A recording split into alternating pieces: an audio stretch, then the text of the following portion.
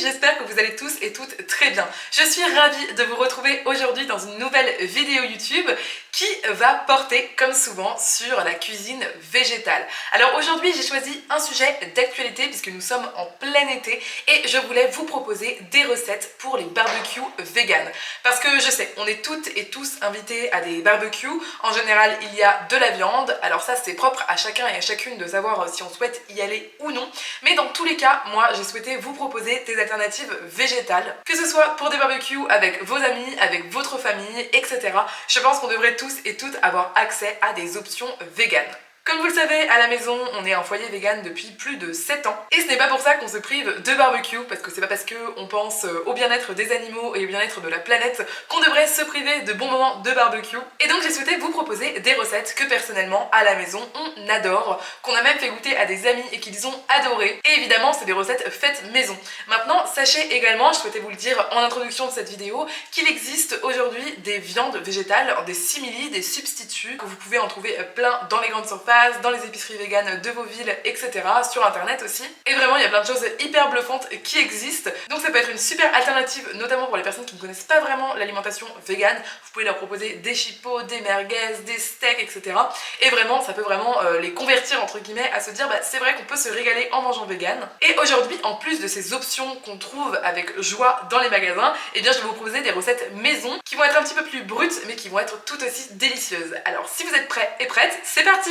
Pour notre première recette, on va réaliser des brochettes de tempeh avec une sauce un petit peu façon barbecue. Ça va être juste excellent.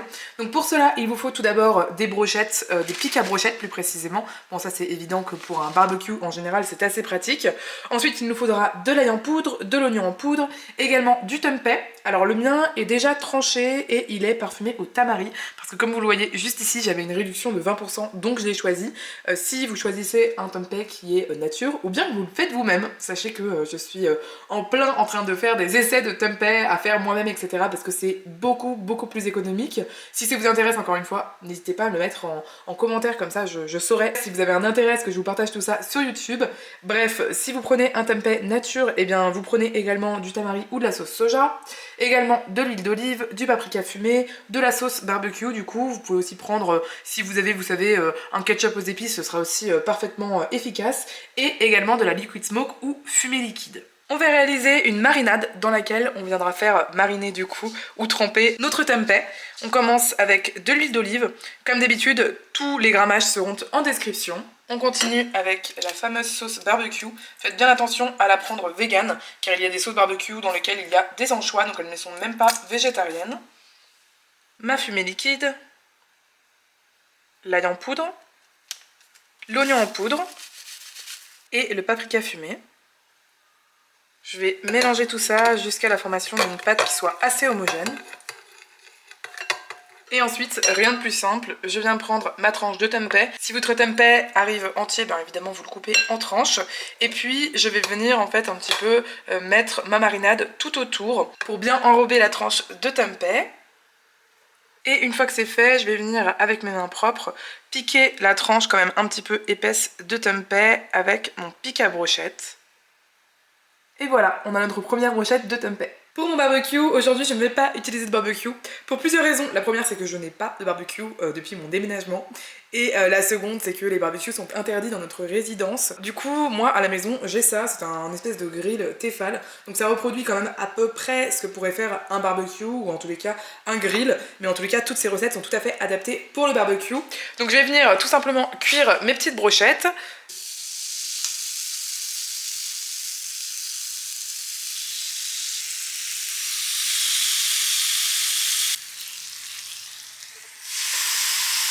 L'avantage avec ce type de cuisson, que ce soit au barbecue ou au grill, c'est que vraiment en 2-3 minutes, c'est déjà prêt. Regardez-moi ces brochettes juste magnifiques. J'adore le côté grill que donne un petit peu l'estrie qu'il y a sur mon Tefal. Ça, c'est absolument délicieux avec le bon goût de fumée, le goût légèrement sucré apporté par la sauce barbecue, le tempeh qui est un aliment fermenté, je le rappelle, et qui du coup a un léger goût un petit peu fromagé qui est super agréable. Vous pourrez servir ces petites brochettes de tempeh avec du riz, avec des légumes, avec de la salade. Dans tous les cas, c'est juste absolument délicieux et personnellement, je les sers toujours avec une herbe fraîche au-dessus. Alors ça, c'est facultatif, mais que ce soit du persil ou de la coriandre, je trouve que ça ajoute encore une petite saveur super agréable. Pour cette deuxième recette, on va y aller au culot et on va faire griller de la salade. Non, je plaisante, en réalité c'est un peu une petite blague entre véganes sur la salade, mais sachez que ça fait un bout de temps que je vois des personnes sur la toile faire griller de la laitue au barbecue et ça m'a l'air absolument délicieux, donc j'avais très envie de vous proposer ma version. Donc pour ça du coup on va avoir besoin de 2 petites laitues, alors type romaine, hein, c'est ce qu'il y a de mieux parce que pour les couper dans la longueur c'est toujours bien, mais bon des cœurs de salade ce sera très bien aussi. Et j'ai envie de faire une petite sauce un petit peu façon sauce César, mais à ma façon on va dire. Et pour cela on aura besoin de citron, de la véganaise, donc de la mayonnaise végane, un petit peu de sirop d'érable ou de sucre tout simplement, ou bien du sirop d'agave. Ce sera pour contrebalancer le côté un petit peu acide du citron, et des capres, ainsi que du tofu soyeux, évidemment du sel et du poivre comme d'habitude. Également une version de parmesan végétal, donc moi j'utilise du coup le parmesan du pauvre qui est une recette issue de la cuisine traditionnelle et populaire italienne que j'ai déjà faite dans une précédente vidéo que je vous mettrai dans le petit i. Et également de l'huile, donc au moins une huile de cuisson, et après vous pourrez prendre soit de l'huile d'olive, soit comme moi de l'huile de chanvre, mais ça c'est un petit peu ma fantaisie, j'adore son goût.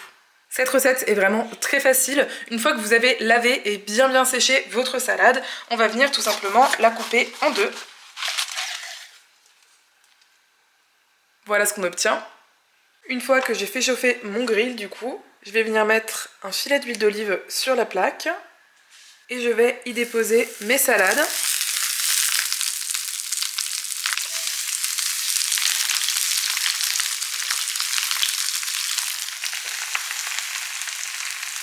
Et voilà, c'est vraiment fou parce qu'en à peine 2 minutes, on a notre salade qui est grillée.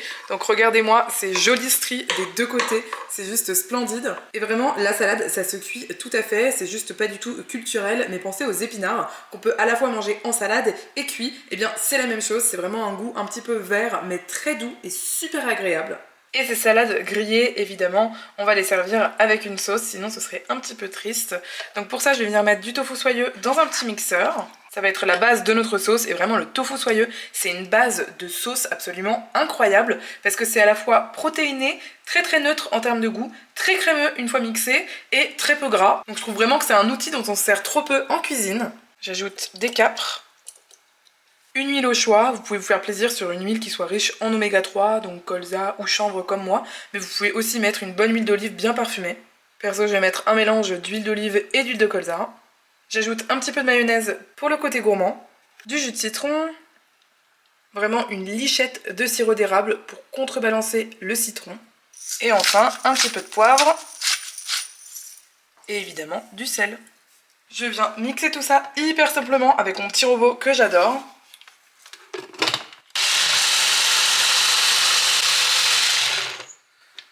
Et voilà, regardez-moi cette belle crème, ou plutôt sauce César. Elle est super onctueuse, absolument délicieuse. Et vraiment, bah, comme je vous le dis, hein, j'adore le tofu soyeux, c'est hyper versatile, c'est protéiné, c'est vraiment un super produit. Pour la suite, je vais venir servir mes salades.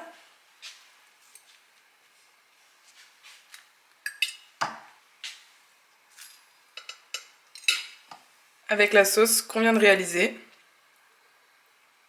Le tout parsemé d'un petit peu de parmesan végétal. Et voilà, regardez-moi ce magnifique plat de laitue grillé au barbecue. Alors là, je pense qu'il y aura plusieurs personnes qui vont être vraiment étonnées de cette recette, mais je vous assure, la fondance de cette laitue, si j'ose dire, vraiment le côté grillé, cuit, qui rappelle totalement le côté épinard cuit mais frais, c'est hyper bon. Et alors cette sauce façon César, hyper douce, protéinée, avec ce petit parmesan végétal au-dessus qui vient apporter du croquant, c'est vraiment un pur délice. Je vous invite à 100% à faire cette recette. Pour la troisième recette de cette vidéo, on va repartir sur des brochettes. Ça va être des brochettes de cubes de tofu fumé avec une espèce de sauce hyper sympa, vous allez voir, avec du beurre de cacahuète, de l'ail, du gingembre, du sésame, enfin bref, ça va être un pur délice avec vraiment ce côté fumé super agréable.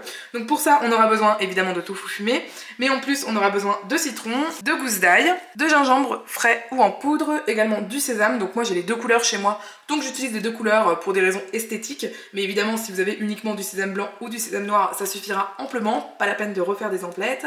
Également un petit peu de vinaigre de cidre, du tamari ou de la sauce soja, de l'huile d'olive, du beurre de cacahuète, un petit peu de sirop d'érable ou bien du sirop d'agave encore une fois, et du paprika fumé avec un piment au choix, donc pour moi un petit peu de piment d'Espelette. Pour la marinade, je vais utiliser un grand Tupperware, mais un petit saladier fera parfaitement l'affaire. Je vais commencer par mettre un petit peu de sauce soja, également de l'huile d'olive, vous pouvez aussi utiliser de l'huile de sésame toastée si vous en avez, une lichette de vinaigre de cidre, alors le mien est très doux, donc c'est pas mal. Sinon vous pourriez aussi utiliser du vinaigre de riz, du sirop d'érable et votre sésame. On va bien mélanger notre marinade. Puis on va venir se munir d'un bloc de tofu qu'on va couper en cubes. Et voilà, on obtient de jolis cubes de cette taille-là. Et la suite logique, c'est que je viens ajouter mes cubes de tofu fumé dans ma sorte de marinade. Ce qui est très pratique avec le Tupperware, c'est que je vais pouvoir venir le fermer et ensuite bien secouer le tout pour que la marinade aille un peu partout sur le tofu. Je viens de me rendre compte que j'ai oublié un ingrédient, c'est l'ail. Donc on va prendre de l'ail frais qu'on va râper. Voilà, j'utilise ma microplane parce que c'est hyper pratique. Et là, à la cuisson, ça va juste exploser les saveurs. Voilà, et du coup, rebelote. Ensuite, c'est vraiment tout simple, on va venir piquer du coup les cubes de tofu sur un pic à brochette.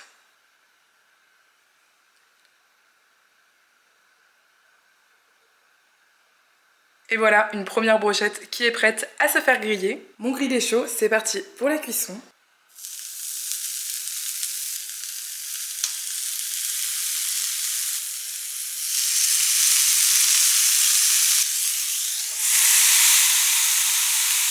Ce que je fais au bout de 2 minutes de cuisson, je viens à l'aide d'un pinceau si vous en avez un ou d'une cuillère, un petit peu badigeonner en fait les brochettes avec la marinade restante. Ça va vraiment faire quelque chose d'absolument délicieux et de moins sec. Je retourne les brochettes et je fais pareil de l'autre côté.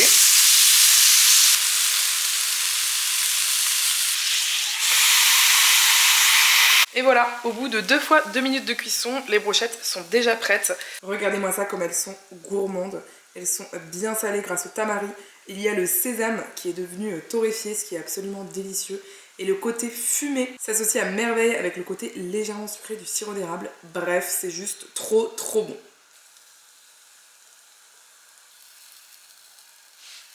Avec la marinade que je vous ai montrée, j'ai réussi à faire 6 brochettes de chacune 5 cubes de tofu fumé. Donc ça nous fait 30 cubes en tout. Ça fait pas mal de quantité, c'est plutôt chouette. Et il me reste encore un tout petit peu de marinade. Donc je vais pas la jeter évidemment, je vais la réutiliser pour notre sauce. On va faire une sauce façon satay, donc c'est une sauce assez connue, à base de beurre de cacahuète avec souvent un petit peu de paprika, de chili, etc. Donc on va reproduire ça. Dans notre fond de marinade, on va venir remettre un petit peu de jus de citron. Je vais râper un petit peu de gingembre frais. Alors moi mon gingembre, comme je vous l'avais déjà dit précédemment, il est même ultra frais parce que je le mets au congélateur. Et vraiment il faut que vous testiez, je trouve que c'est beaucoup plus pratique et facile de râper du gingembre frais lorsqu'il est au congélateur. Pour la simple et bonne raison que les fibres en fait sont un petit peu dissoutes, ou je sais pas trop comment dire.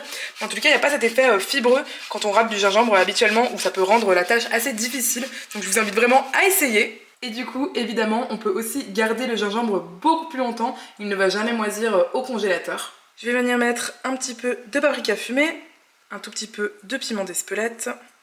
La star de notre sauce, c'est quand même le beurre de cacahuète. Donc on va venir en mettre également. Et enfin, on va délier le tout avec de l'eau bouillante. Le beurre de cacahuète va être beaucoup plus facile à mélanger avec de l'eau bouillante, faites-moi confiance. Ça va venir vraiment détendre le tout. Et on fouette jusqu'à obtenir une sauce homogène. Voici la sauce, vous avez vu elle est hyper fluide et du coup on va pouvoir maintenant en mettre sur les brochettes.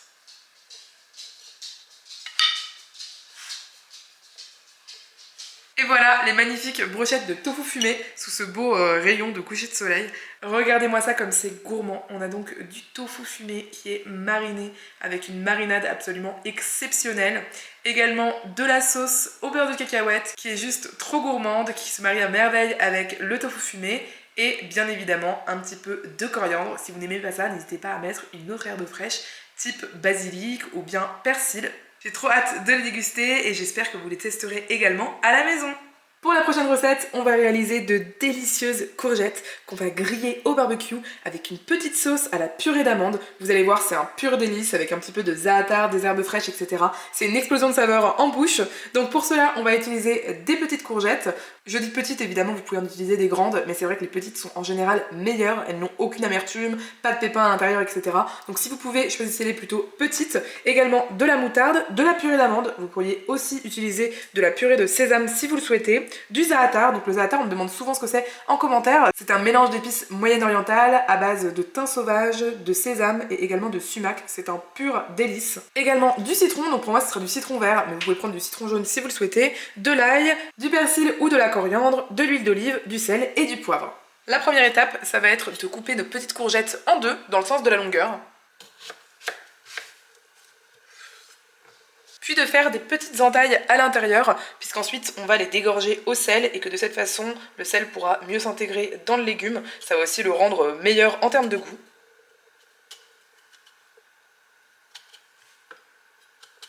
Comme vous le voyez, j'ai découpé de façon quadrillée. Ensuite, c'est tout simple, on va venir parsemer les courgettes d'un petit peu de sel, toutes les courgettes, et ensuite on va les laisser dégorger dans une passoire dans l'évier pendant environ un quart d'heure. Pour la sauce, on va mettre dans un bol ou dans un petit saladier un petit peu de moutarde. Également votre purée d'oléagineux, donc pour moi de la purée d'amande blanche. Je vais ajouter le zeste et le jus de mon citron vert bio.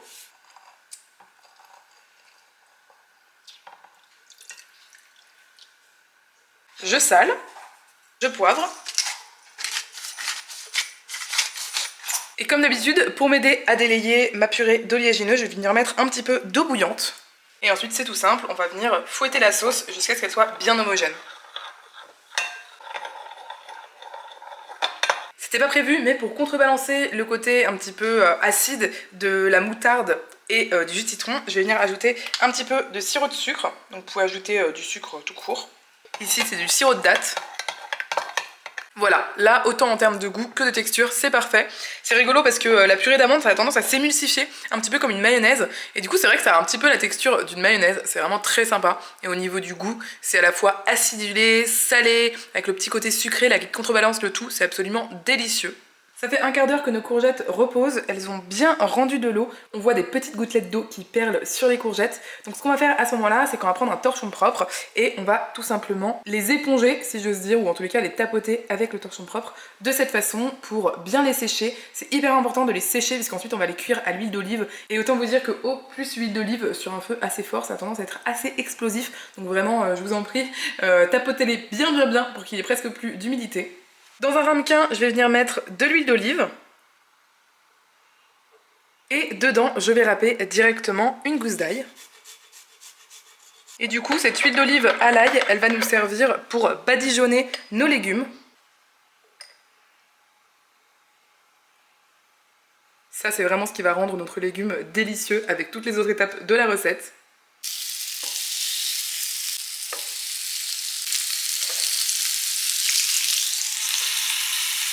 Une fois que les courgettes sont cuites, je vais les servir sur une assiette.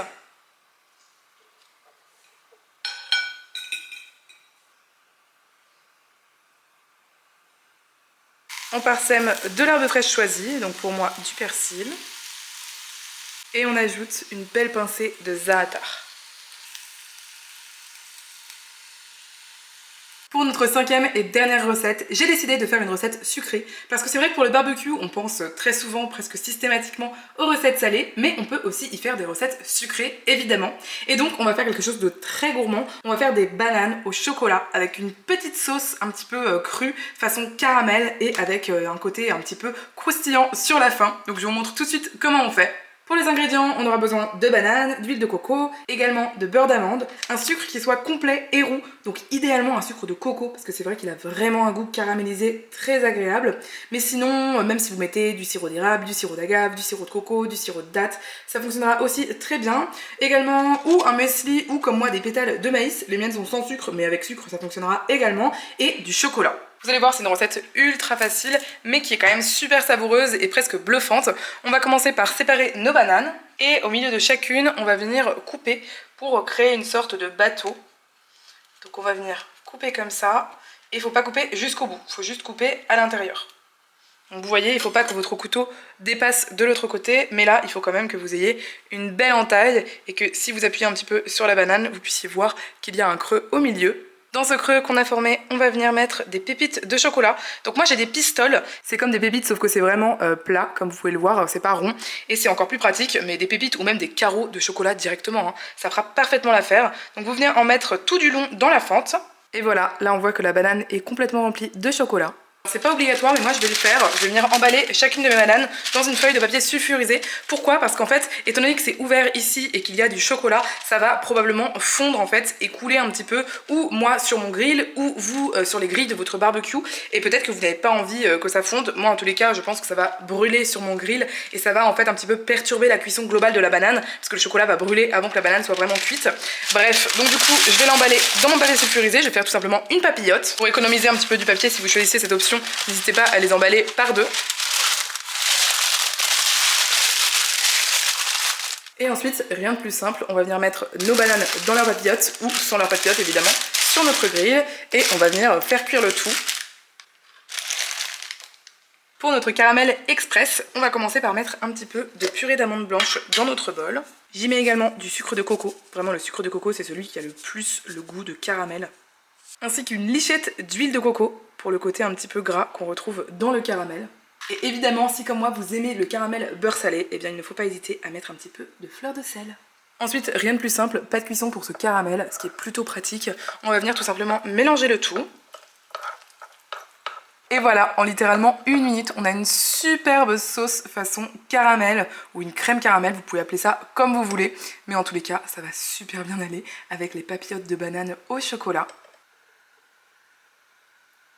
Une fois que vos bananes sont bien cuites, vous allez voir, elles vont toutes noircir au barbecue, c'est tout à fait normal.